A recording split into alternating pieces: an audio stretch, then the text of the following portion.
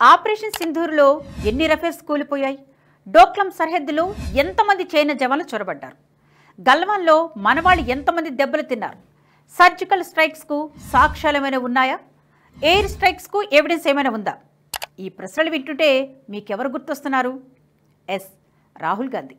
సైన్యం ఆత్మస్థైర్యాన్ని దెబ్బతీయడంలో ఆయనను మించిన వారు లేరు.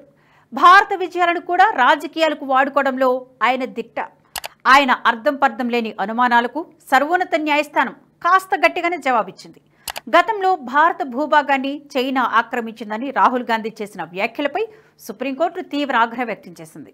2000 చదరపు కిలోమీటర్ల భూమిని చైనా ఆక్రమించిందని మీకెలా తెలుసు అంటూ ప్రశ్నించింది. నిజమైన భారతీయులెవరూ అలా మాట్లాడారని చురుకులంటించింది. రాహుల్ వెనుకేసుకు రావాలని చూసిన ఆయన ఆస్థాన న్యాయవాది అభిషేక్ మను సింఘ్వీకి కూడా షాక్ ఇచ్చింది. ఇలాంటి విషయాలు ప్రతిపక్ష నాయకుడిగా ఆయన ప్రస్తావించకపోతే ఎలా అన్న సింఘ్వీ వాదనపై స్పందించిన సుప్రీం, అలాంటి విమర్శలకు పార్లమెంటు ఉంది కదా అంటూ వ్యాఖ్యానించింది.